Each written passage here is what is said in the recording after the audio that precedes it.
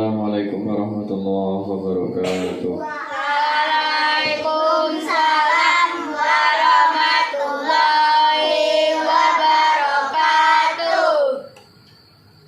Alhamdulillah wassalatu wassalamu ala Rasulillah Muhammad bin Abdullah. Asyhadu an la ilaha illallah wahdahu la syarika lah wa asyhadu anna Muhammadan abduhu wa rasuluh. Allahumma shalli ala sayyidina Muhammad wa ala ali sayyidina Muhammad wa ala ashabihi wa ala dzurriyyatihi wa man tabi'ahum bi ihsanin ila yaumil qiyamah. Alhamdulillah, dengan memanjatkan syukur kita kepada Allah Subhanahu wa taala, pada kesempatan ini anak-anakku semuanya, kita semuanya bisa bertemu kembali dalam lindungan Allah Subhanahu wa taala dalam keadaan sehat wal afiat. Sebuah nikmat dari Allah yang harus kita syukuri, ya, karena nikmat sehat adalah nikmat yang sangat terbesar. Tanpa adanya nikmat sehat, kita tentu tidak bisa melakukan apa-apa, tidak bisa merasakan enaknya makanan kalau nggak sehat, tidak bisa nikmatnya sekolah kalau tidak sehat, ya, tidak bisa nikmatnya bermain dengan kawan-kawannya kalau tidak sehat. Kalau tidak sehat, sedang sakit, awalnya mau tidur pun tidak terasa nikmat, ya, kepala pusing, mungkin badan demam dan sebagainya.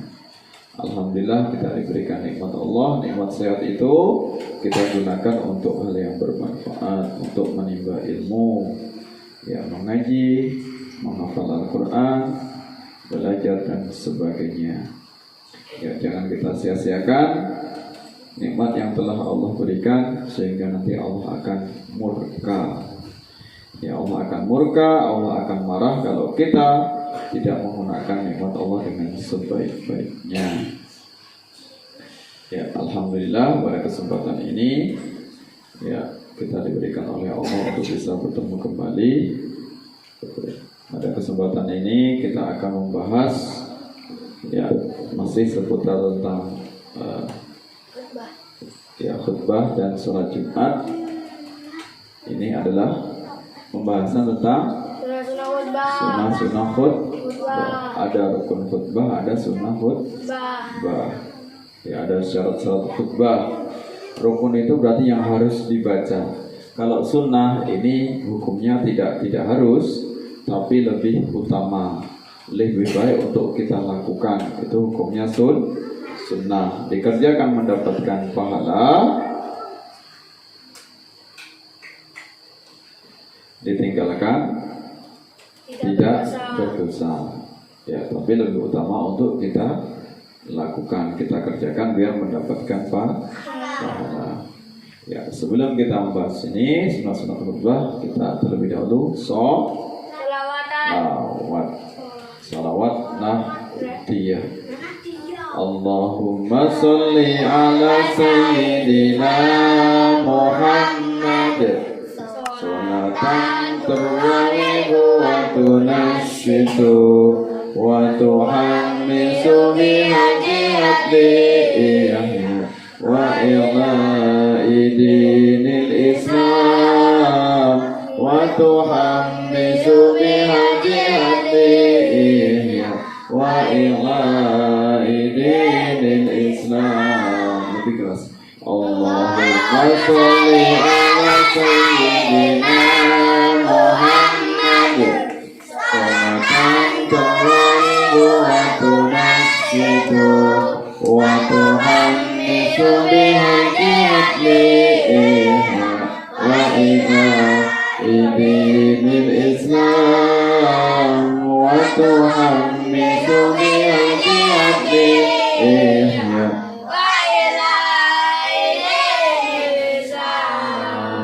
wa ilahi syairi ala tariqati jam'iyatina natil ulama wa ilahi syairi ala tariqati jam'iyatina natil ulama wa ala alihi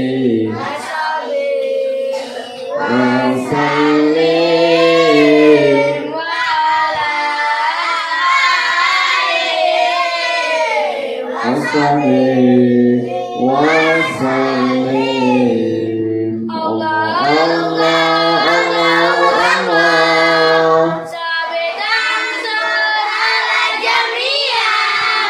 Jami'an nadatil ulama li'ilai kalimatillah.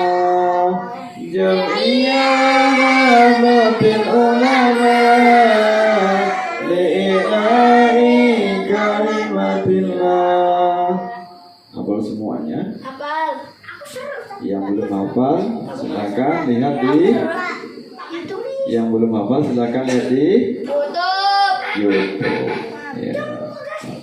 Lihat di YouTube nanti akan muncul Ini guys, balik lagi ke video channel. kita.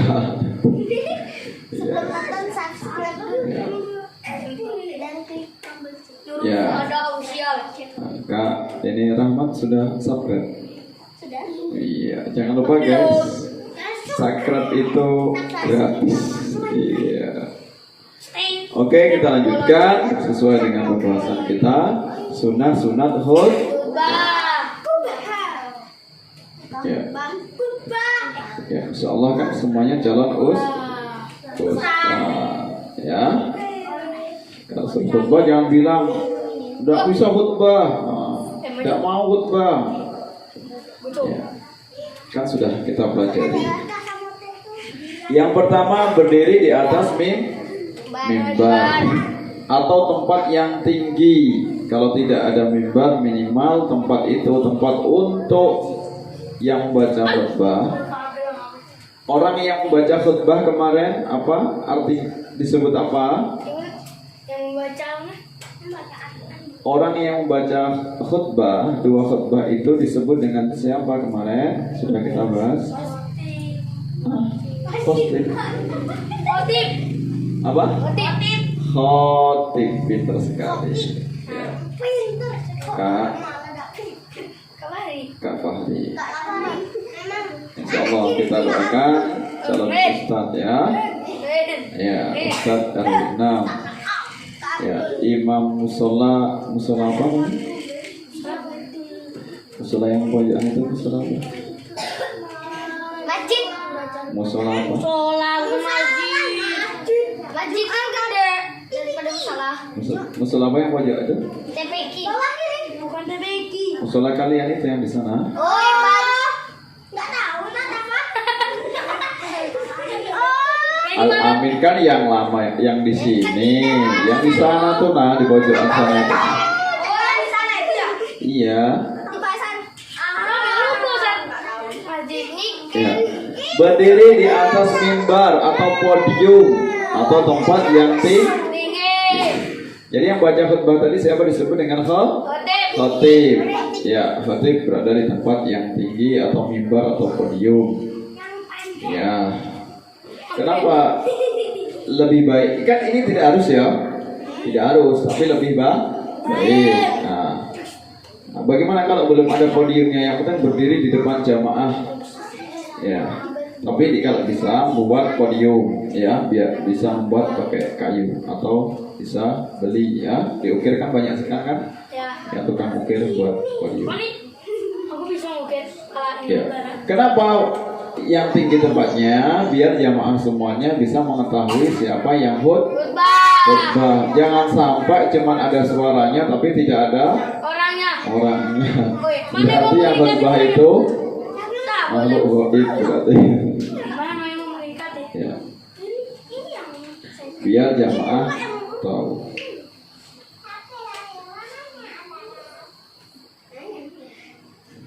Itu yang pertama. Yang kedua, menghadap jamaah.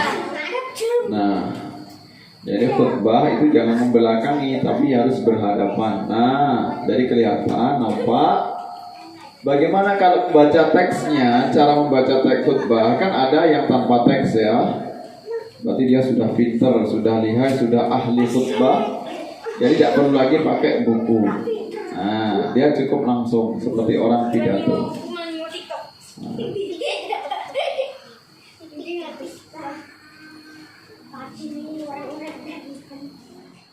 Nah, yang membaca teks khutbah itu jangan terus kita full hanya lihat kayak gini, tapi juga kita selingi dengan melihat ke depan. Ya, jamaah sholat Jumat yang dirahmati Allah. Nah, lihat gini lagi jeda. Ya, semoga kita diberikan Di YouTube tinggal main. iman dan Islam sehingga kita bisa meningkatkan keimanan dan ketakwaan kita kepada Allah. Nah, ya, jamaah yang kami muliakan, ya, jamaah sholat Jumat rahimakumullah. Jangan sampai selesai sampai ini cuma lihat kayak gini aja. Ustaz biar perdu tinggal YouTube main kayak gini. Nanti jamaahnya bubar dia sendirian. Dia tak tahu. Jangan-jangan jamaahnya pada keluar semua. Ini cara modern ini. Tinggal YouTube. Jadi cara orang pidato itu walaupun dia membaca teks, lihat aja kalau orang pidato kan, dia tetap sewaktu-waktu lihat ke depan. Jangan kita pidato sendiri banyak orang sampai selesai 1 jam. Ya udah ada orang gitu. Ya berarti seolah-olah itu dia tuh ngomong sendiri. Boleh khutbah pakai teks kalau nggak bisa pakai tanpa teks, belum lihai, belum pinter, belum bisa ngarang sendiri, pakai teks. Ada bukunya, buku khutbah. Biasanya di masjid-masjid kan kalian tahu buku khutbah. Jadi walaupun dia baca khutbah, di sela-selanya sambil seperti ini. Tapi jangan gini-gini terus lah. Nanti bingung sampai di mana. Tapi memang agak sulitnya, kita harus teliti. Kita itu membacanya paragraf di mana. Jangan usai gini, lihat gini bingung ya. Ya, sampai di mana nanti? Nah, itu. Jadi tetap walaupun tanpa teks maupun melihat teks, tapi melihat jamaah. Jangan seperti orang yang ngomong sendiri. Kan kalau jamaah dilihat juga kan dia merasa dihormati, merasa dihargai. Berarti ada komunikasi. Ya, dia ngomong sendirian sampai selesai 1 jam. Iya, itu. 1 jam kemudian. Perhatikan.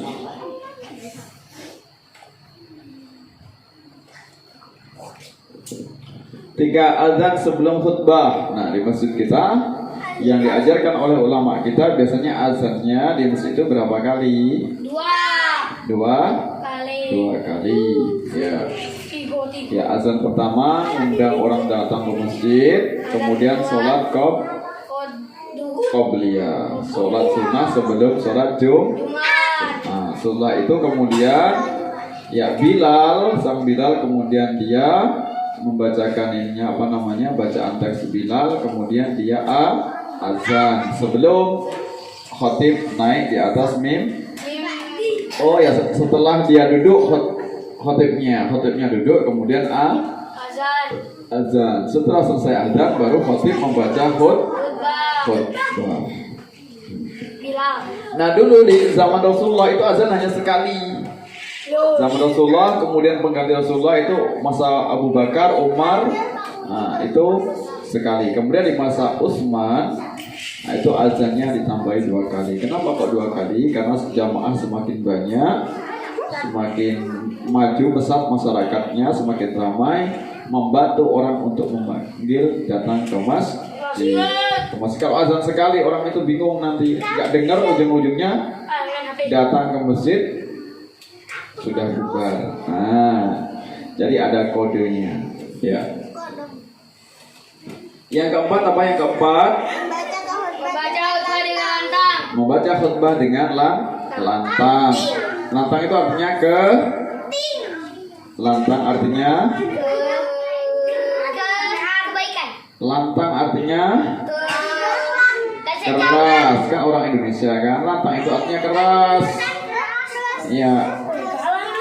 Ya, makanya di masjid-masjid ada mic, ada speaker biar terdengar keras. Seluruh jamaahnya tidak ngantuk, jamaahnya paham yang disampaikan. Yang di belakang anak-anak kecilnya tidak ribut, biar sama-sama mendengarkan, biar terdengar. Bahkan ya terdengar sampai di tempat yang lain itu tidak masalah. Ya, lebih bagus. Nanti orang yang di rumah, kalian lagi santai di rumah, dengar azan di masjid, dengar khutbah di masjid, tidak masalah, karena itu juga mengandung ilmu, bisa kita dengarkan dari rumah. Nah, itu manfaatnya dari pengeras suara atau mic. Terus tadi Ya. sholat Jumat Ustaz. Hah? Sholat Jumat. Alhamdulillah. Ya. Oh iya. Jadi kalau misalnya nggak ada mic, bagaimana misalnya suatu kalian saat nanti kalian entah merantau di mana di tempat pedesaan yang sangat terpencil, khutbahlah dengan lantang, suaranya keras. Kalau ada mic, jadi suaranya agak dikeraskan, biar jamaahnya terdengar. Sholat. Ya pakai mic. Dia di bawah. Ya coloknya nanti kan pakai aliran listrik kan bisa diambilkan kan listriknya. Pakai hidungnya ya nggak bisa lah. Ya yang kelima apa ini kelima? Mengucap salam sebelum khutbah. Mengucap salam sebelum khutbah. Nah, biasanya assalamualaikum warahmatullahi wabarakatuh. Kemudian dia duduk, kemudian azan yang kedua, kemudian membacakan Khutbah. Ini sunnah. Bagaimana kalau nggak baca? Dia tadi langsung duduk, nggak mengucap salam langsung khutbah, alhamdulillah misalnya. Maka tidak berdosa, tapi lebih utamanya mengucapkan salam. Salam itu artinya doa kepada para pendengarnya. Terus singkat dan tidak terlalu panjang, dari yang pas. Ya. Tidak boleh khutbah itu utamanya, bukan tidak boleh, utamanya khutbah itu yang pas durasinya, waktunya. Jangan terlalu lama dan jangan terlalu singkat. Jadi yang tengah-tengah Khutbah saja. tidak perlu singkat dan tidak terlalu panjang. Kenapa tidak boleh terlalu singkat? Kalau terlalu singkat nanti nggak paham jamaahnya. Ya baru 5 menit, baru 2 menit, baru pembukaan langsung dia selesai. Panjang salah. Yang disampaikan tadi apa sih? Khutbahnya nggak jelas misalnya. Maka perlu tuntas. Ya, jangan terlalu singkat. Singkat boleh, yang penting jangan terlalu singkat. Ya. Kalau Betul. panjang salah juga. Ya. Terlalu panjang. Dan tidak terlalu panjang. Kalau terlalu panjang kan orang kan banyak kesibukan, banyak urusan. Ya. Nah, itu kan. Mungkin dia setelah sholat Jumat akan segera kerja lagi, melanjutkan pekerjaan yang lain. Mungkin dia juga orang yang jauh di tempat tertentu. Kalau terlalu lama, terus yang kecil-kecil akhirnya apa? Balik. Akhirnya Iya balik. tidur. Akhirnya ribut di belakang. Nah, tidak dengarkan. Nah, siapa yang tukang ribut ketika khutbah Jumat? Habis. Nah, sering itu terjadi kan? Gagas. Pas sholat. Mau di sini juga. Pas sholat. Ayahnya juga di sini. Karena Sholat dan Nah, itu ya. Jangan dicontoh. Kalau ada kawan yang ngajak ngomong, ketawa-ketawa, kamu cukup diem. Kalau diajak ngomong jangan jawab, diem aja. Aku di pasar tadi. Ya. Kalau kita ribut, kita balas ngomong ganti. Shot. Kalau kita ngomong ganti, kan diomongkan sama bilalnya. Ya janganlah kalian bercakap-cakap sedangkan khutbah membacakan khotib membacakan khutbahnya di atas mimbar. Siapa yang bercakap-cakap, maka sholat Jumatnya sia-sia. Bukan tidak sah, tapi sia-sia. Karena kesempurnaan sholat Jumat itu juga mendengarkan khutbah.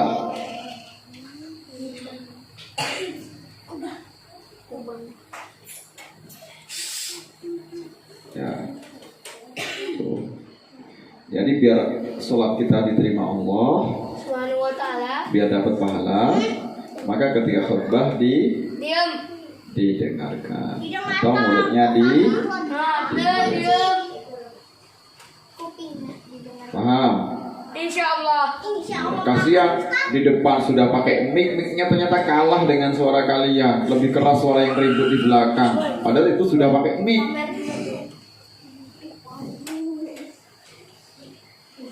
Terus yang 7. ketujuh. Memegang tongkat dengan tangan kiri. Nah, biasanya di masjid-masjid ada yang Ya udah, kau pada. ada tongkatnya. Misalnya kalian berada di sebuah tempat, ternyata kok ada tongkatnya ya, tapi tidak semuanya masjid karena itu hukumnya sunnah.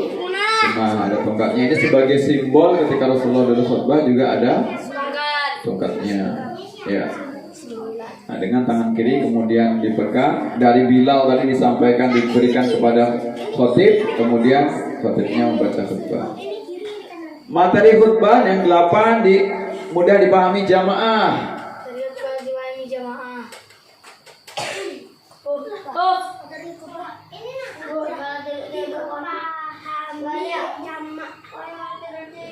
Materi khutbah dipahami oleh jamaah. Berarti kalau kalian nanti misalnya khutbah, ya pakailah bahasa yang simpel, Dan jelas. yang sederhana, jelas, yang tidak kesana kemari, jangan terlalu panjang-panjang. Yang penting jamaah itu bisa paham. Apa gunanya kalau panjang tapi jamaah tidak paham. Sedang khutbah tapi gak mau dengarkan, ribut, selain ribut apa tidur. Ada yang suka ribut, ada yang suka tidur. Nah, ada khutbah, dibacakan khutbah itu tujuannya agar kita mendengarkan, menyimak, memperhatikan, memahami apa yang disampaikan. Kalau kita nggak mendengarkan, tidur ngorok, berarti kita tidak mendapatkan ilmu. Akhirnya bangun dia kaget, apa sih tadi yang disampaikan, nggak tahu dia. Tidak mendapatkan ilmu. Kalau Kak Fadil biasanya ribut apa tidur? Dengarkan. Kalau bareng Iya, dengarkan khutbahnya. Tadi yang khutbah siapa? aku tadi nggak itu gara-gara kakak di Beleng saya nggak ada di mana. Oh. jauhnya Jakarta. Tadi yang sholat Jumat di Masjid Syuhada siapa? Ada apa? Masjid Syuhada, Masjid Hari RW5. Siapa tadi yang sholat Jumat di sana? Fadil, aku nggak. Tidak ada. Kakak aku sholat di Beleng. Yang di RW6 tidak ada. Kak Novel enggak sholat Jumat? Sholat Jumat di sini. Yang khutbah tadi siapa? Tidak tahu. Aku beda. Siapa yang khutbah? Yang baca khutbah? BTS Fadil. Nah, kan nggak tahu kan? Siapa yang khutbah? Siapa? Ustaz siapa? Suryono. Oh, yang imam siapa? Pak Suryono. Oh, Internet. yang baca doa siapa? Suryono. Pak Mika. Nah, itu baru pinter, berarti dia memperhatikan. Ini berarti top, berarti Pasar dengarkan. aku yang pasar ada. Nah, jangan cuma ribut baik di belakang. Saya pasar ada aku pasar. Ya, Membaca surat Al-Ikhlas. ikhlas duduk di atas dua khutbah. Nah, pendapat ulama sunahkan membaca surat Al-Ikhlas. Qul huwallahu ahad, Allahu samad, lam yalid wa lam yulad. Atau nggak membaca itu, membaca ayat yang lain boleh. Yang penting durasinya, waktunya itu tidak jauh seperti waktunya seperti saat kita membaca surat Al-Ikhlas, tapi membaca ayat dari Al-Quran. Paham penjelasannya? Ya, calon-calon ustadz semuanya paham? Insyaallah. Calon ustazah paham semuanya? Alhamdulillah.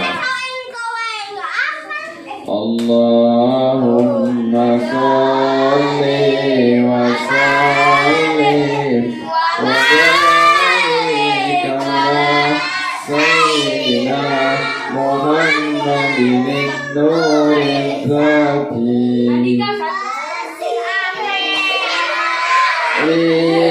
fi sa'iril asma'i wa sifati wa ala alihi wa sahbihi wa sallim. Zaka, berdiri. Ada salawatnya. Jamet. Berdiri ya, berdiri. Tidak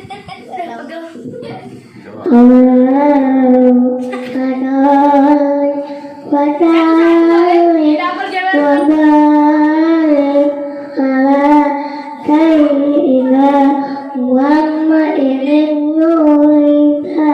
Satu-satu aja.